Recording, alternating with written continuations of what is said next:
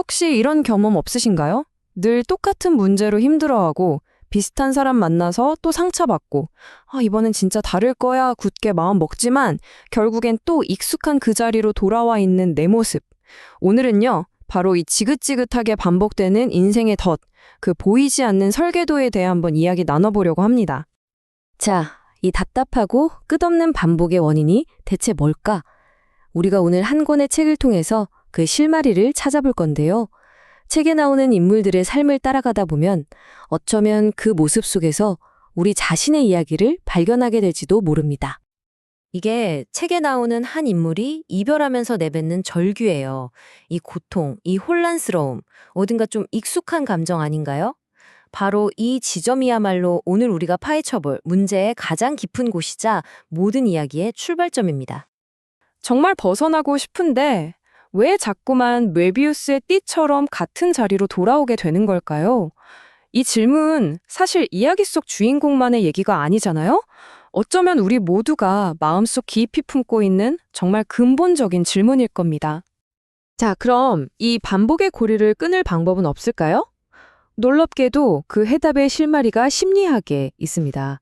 바로 스키마라는 개념인데요. 이게 바로 우리 인생을 뒤에서 조종하는 보이지 않는 설계도 같은 거라고 할 수 있죠.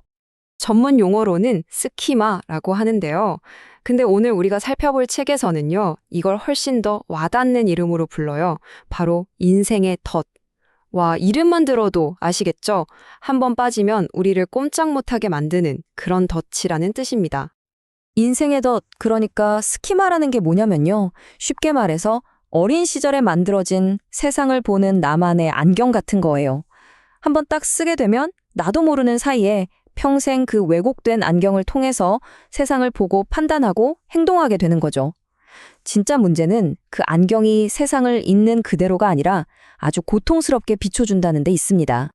아니, 그럼 이 덫은 대체 어떻게 만들어지는 걸까요? 대부분 어린 시절에 특히 부모님이나 주변 사람들한테서 받은 상처나 부정적인 메시지들이 이게 그냥 상처로 끝나는 게 아니라 나는 원래 이런 사람인가 봐 하는 아주 단단한 믿음으로 굳어져 버리는 거예요. 예를 들면 어릴 때 넌 왜 이렇게 제멋대로니? 라는 말을 계속 들었다면 어른이 돼서도 내 욕구를 말하는 것 자체에 엄청난 죄책감을 느끼게 되는 것처럼요. 자, 심리학자들이요, 이 복잡해 보이는 인생의 덫들을 크게 카테고리화 해봤더니 딱 5가지 핵심 영역으로 나뉘더래요. 근데 여기서 끝이 아니에요. 이 5가지 영역을 또 파고들어 보니까 무려 18개의 구체적인 덫으로 세분화되더라고요. 우리 마음이 그만큼 복잡하고 정교하게 분석될 수 있다는 뜻이겠죠? 자, 그 5가지 핵심 영역이 바로 이런 것들입니다. 늘 버림받을까 봐 두려워하는 거절감의 영역, 또 나는 뭘 해도 안 될 거라고 생각하는 실패의 영역, 감정 조절이 잘 안 되는 분노의 영역도 있고요. 여러분 잠시 이 표를 보시면서요. 유독 내에게 같다 하고 마음에 콕 박히는 단어가 있는지 한번 찾아보세요. 어쩌면 그게 바로 여러분의 덫을 알려주는 신호일지도 모릅니다. 자, 이렇게 이론만 들으면 좀 막연하게 느껴질 수 있잖아요.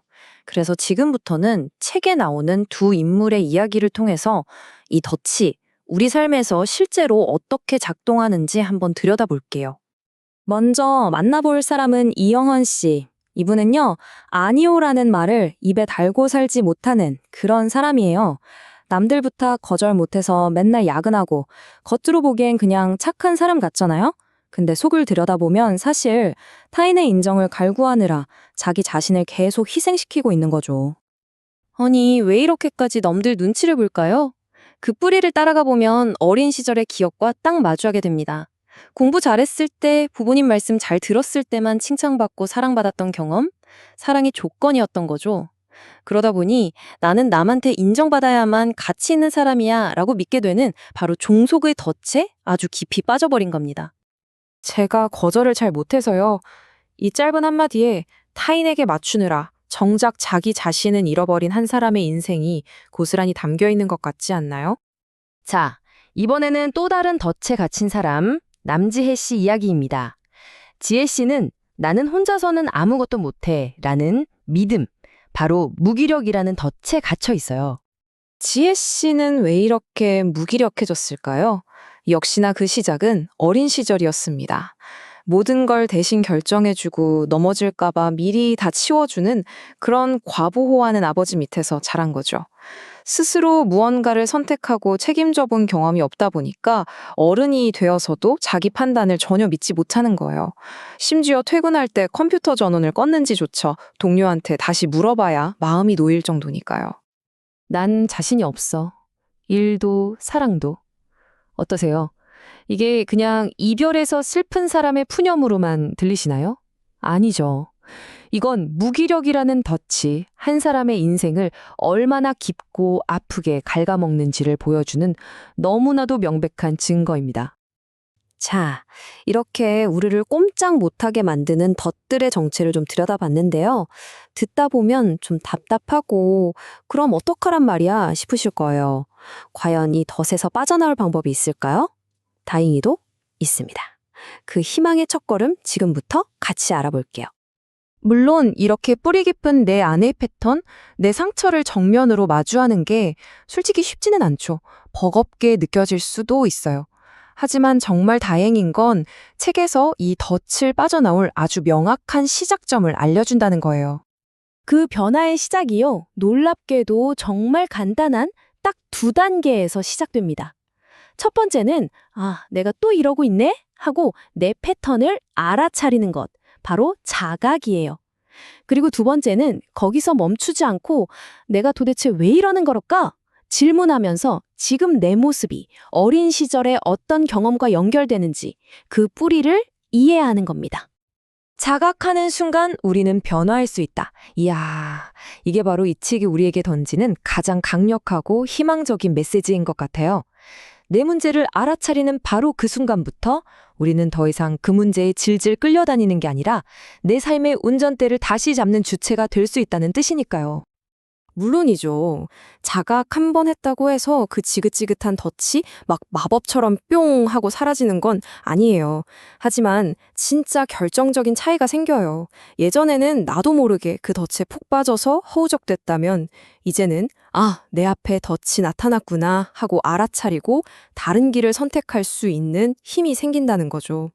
자, 오늘 우리는 왜 자꾸만 같은 실수를 반복하는지 그 원인이 어린 시절에 만들어진 인생의 덫 때문일 수 있다는 걸 알게 됐습니다.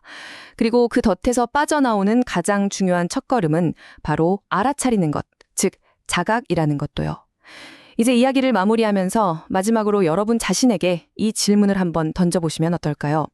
끊임없이 당신의 발목을 잡고 자꾸만 제자리로 돌아오게 만드는 그 보이지 않는 덫은 과연 무엇인가요?